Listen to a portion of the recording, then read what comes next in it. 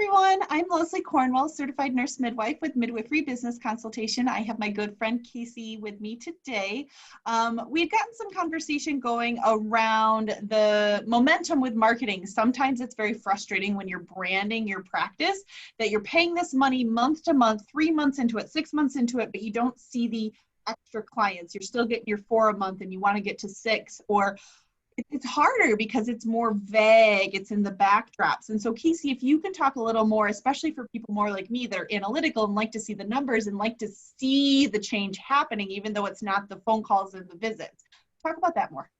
Okay, yeah. So marketing is difficult, and my job gets difficult, especially with midwives, because typically they are more analytical. They use like the math portion of their brain a little bit more, which is why it is important to bring in somebody for branding most of the time, because while they're thinking on that side of the brain, it's important to bring the artistic and content-oriented part of the brain to things like the website and your Facebook page and social media.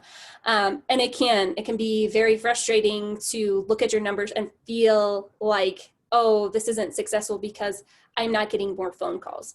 I think the important part to remember about branding is that branding is a long-term goal. So the way I always compare it to people is, if you see the logo from Starbucks, you don't have to see the word Starbucks on there to know that it's a Starbucks cup. You don't have to see the word Target next to a Target and assume that it's a Target. You can tell by just the logo. And that is because they've dedicated so much time to consistent branding to the point that you can see a color and know that that color, red circle, yep. Target is a Target for sure. That is Target. And that is because of years of branding. The point of branding is to get on your social media feeds, your website, and everything be so consistent that when somebody is scrolling on Facebook, they see a color and they're like, wow, let me stop for a second because that's a post from the birth center. They don't even need to know, they don't need to see your name, they look at the color scheme and they're like, oh, that's a post from the birth center. That is important when it comes to branding. There are things, small victories that are just as important as getting people to call you, because you are creating a brand in your community. Just like Starbucks is creating a brand in their community and people are talking about that, or Target is doing it.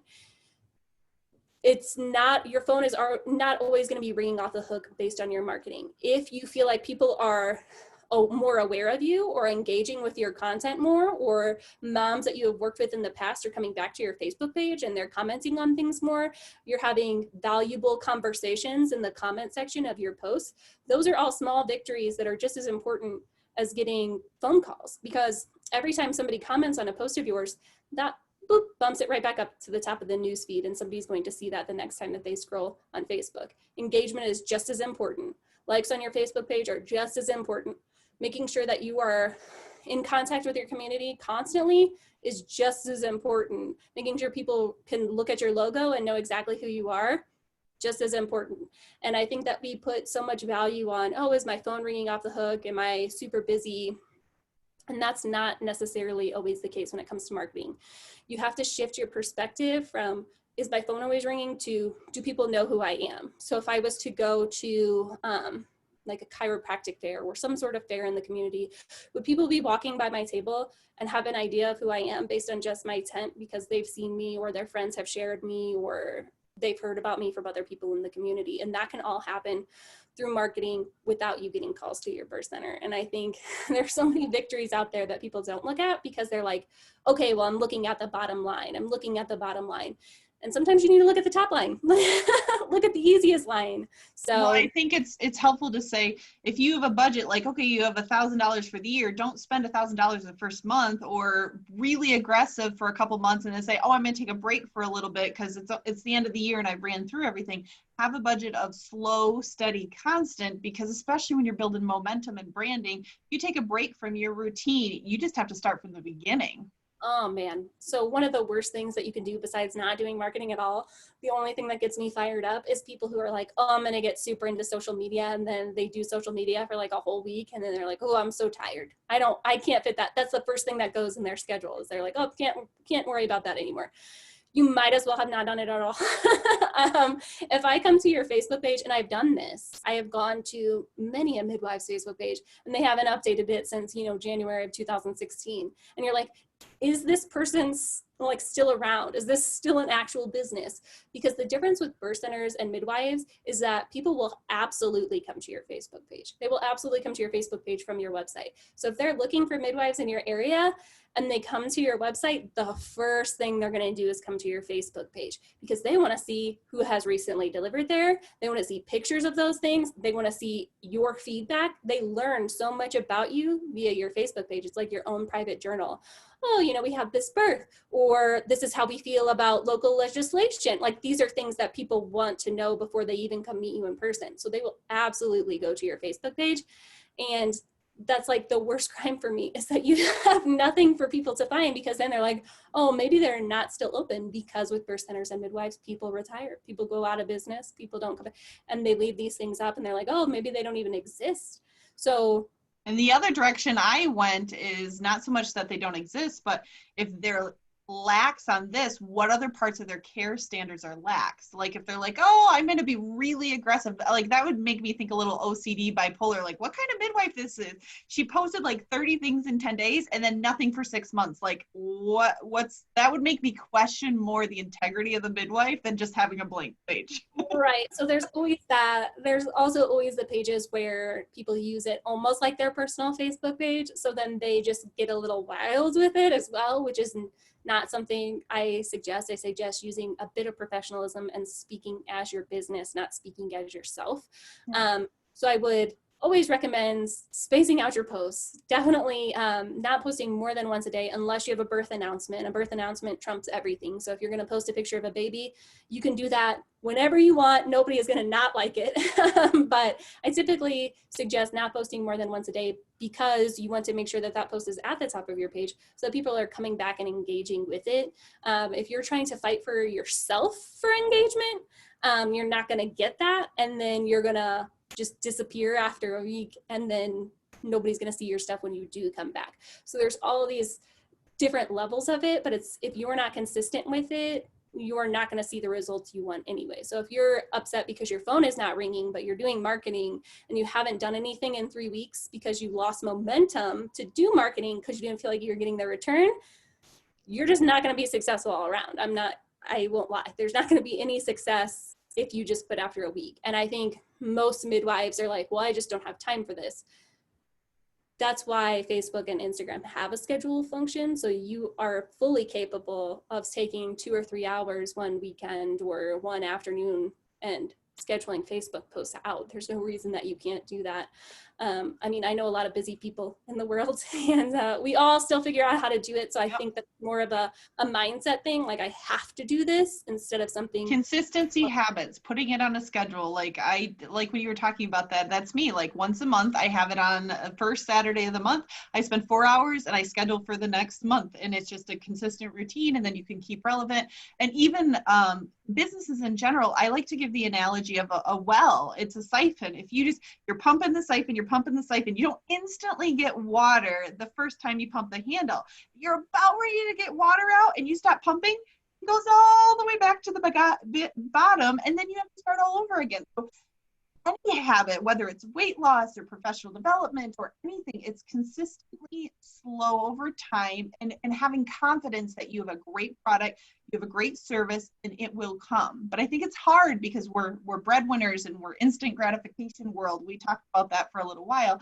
How do you show with your practice, your marketing, to get the numbers, the analytics, to show midwives that with their marketing money, what it's creating in that moment? Right. So I think that it's important to note that if you have a successful marketing company, you almost automatically see changes on your Facebook page. So while people that I work with are not like, oh, I have 1 million clients, I'm so busy, they'll email me and they'll say, what did you do today? Like, what is going on? I haven't seen this many notifications in like 2 years. And it's like, that's the point. You should see, your page should be dynamic. You should be annoyed by Facebook notifications. You should feel like, oh my gosh, I've never seen this much engagement before, or I've never seen this many likes before, or these people took this post and made it viral. And those are important things. And I think that if you focus so solely on phone calls, you are not going to be as successful in your marketing. And that's something that I also am upfront about when I'm working with people. So I'm like, hey, most people that I do typically work with are already very busy, and are in several years into their midwifery practice, because not, like you said, not a lot of startups have the money for a marketing budget. So typically the goal that I see is to run social media and get the engagement and have a successful platform. And it is not so much about getting calls. But there is an important portion there where you're like, hey, this is how many calls that I'm tracking you received this month. How did you do on those calls? Like, how many people did you sign? What is it like? Let's see how you did. And that is important to me specifically, and I work with you on this as well, is, hey, here's some feedback on what worked this week. Like, oh, I had a really good week this week. Have you been doing something different? It is incredibly important for me to know that as well, because then I'm like, hey, what I'm doing is working. I am typically always working behind the scenes to just tinker with things to the point where I'm like, oh, okay, so I see where they're going in this Facebook ad funnel. So I'm going to have them watch this video first, and then I'm going to have them go over to this page. And there's this like beautiful, delicate balance, like this dance going on behind the scenes. And the second that it clicks, I typically get an email from somebody saying, hey, what happened this week? What did you do differently? And I'm like, okay, that was the ticket. Okay, so let's see. And it's easy for me to gauge what is most important for your audience. If you tell me, hey, I had a really successful week this week, and I am interested to see how that happened. And I'm also an open book about Facebook ads, saying, hey, this is how you're doing on your Facebook ads. How are you doing there? I would love to compare those things. But I also have a client who, her entire goal was to just get more Facebook likes. She's successful, she's busy. She never did anything with social media, ever. Never. And she was hitting that wall where it was like people were coming and they were like, is this woman even open? And she was getting so much traction through word of mouth. She was just like, all I need is for you to just run a Facebook page and keep it open and make sure you're posting. And I would love to get more Facebook likes. And I think at that time she had like 310. And now because of the community, she has over 1,300. And it's been less than a year. And it's everybody in her community. And I think it's also important that people hire marketers that they can trust, because I've met on Facebook pages where people are like, yeah, I hired this marketing company and they got me all these likes. Oh girl, they got you all kinds of likes, but they are not from this country. Let me show you where these likes are coming from, because there are insights on Facebook. So I can tell you, hey, I've been working with you for a year. I brought in over 1,000 page likes because I know that that was important to you. Let me show you where they are. And they're always local people, local, very real people. That is very important. You don't want Facebook likes from bots from a different country. That is not what you're looking for either. So I think that there's a lot of different ways to be successful in marketing. I just think that we need to be able to focus on both sides of the brain instead of just one side of the brain. Well, in the part of branding, I know you and I've talked about it with Midwifery Business Consultation. I want a good foundation for midwives, whether you're well established or brand new. The power of branding and having someone like you on the team doesn't matter your budget, whether it's $50 or $500, but to start something, because you may think, well, I'm going to throw all this random stuff out there. And then on social media, they don't know your brand. They're like, okay, she's talking about breastfeeding, then she's talking about birth, then she's talking about an STD, and they're like, what services does she actually offer? Like, what's going on? Is she talking about this controversial topic? And I think having someone like you on the team, like, I think as midwives, we think our money is so precious, and cutting it, you have to think like a business owner. What is this $50 going to get you? How much is a client worth? How much is your time worth? In having an expert that you can sit with at the beginning, tell your vision, part of your business plan, and they can brand to what you want, versus you're not the expert. I mean, you have a master's in marketing. I don't have that. And there's a reason you have that. You went to school to learn these things. And so I think it's important, no matter the budget, get someone on your team that's an expert and expand off of it, and be able to morph to where you want to be in the end. And I think this goes back to that Target and Starbucks analogy where it's like, yeah, could you as a midwife throw 900 things on Facebook? Probably pretty easily, but are they going to be consistent? That is how Target and Starbucks became consistent, is they're running the exact same colors, the exact same logo. Everything is consumed by those things. And not a lot of midwives know much about graphic design or how to create anything, or what programs to even go to create something. Typically, if I see it, it's something that they made from an app on their phone that is whatever the app made for them is not even something that they customized. And then so you have 9,000 different things on your Facebook page, and you're like, people are like, what is this? And I think that is kind of where you lose the brand quite a bit, because nobody knows when they're scrolling to stop and look at something based on what it looks like, because they know it's coming from you. It's just something that you threw out there because you felt like you needed to throw content out into the world. Yeah. So. No, I think, yeah, branding is a very, very powerful tool. It comes from your website design, your logo, your social media, your business cards. I mean, they're all so interconnected. So definitely having someone like you on the team from the very beginning, it doesn't matter what level of budget you're in, but it's consistent.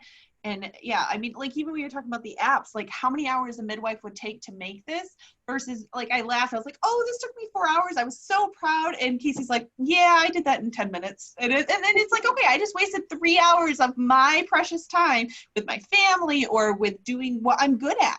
We have to be able to, as business owners, create our mastermind group, know who the experts are and to go to. So yeah, I'm glad that we talked about this more. Anything else with branding you think would be good? I know we were just brainstorming. I just think it's an interesting like concept to say, oh, Casey can do this in like a few minutes, because that's why midwives don't want to pay people, right? Or it's why most of us don't want to pay somebody, because we're like, oh, that seems so expensive. I had a plumber out to my house because my sewer backed up like 2 weeks ago. And I was like, wow, it costs $9.50 a minute for this man to be in my house. And then I thought immediately, Casey, you do not know how to be a plumber. Well, even a midwife, like you said, like we catch a baby and people like when you get frustrated, like, why should I pay you $2,000? Why should I pay you $3,000? Why should I pay you $4,000?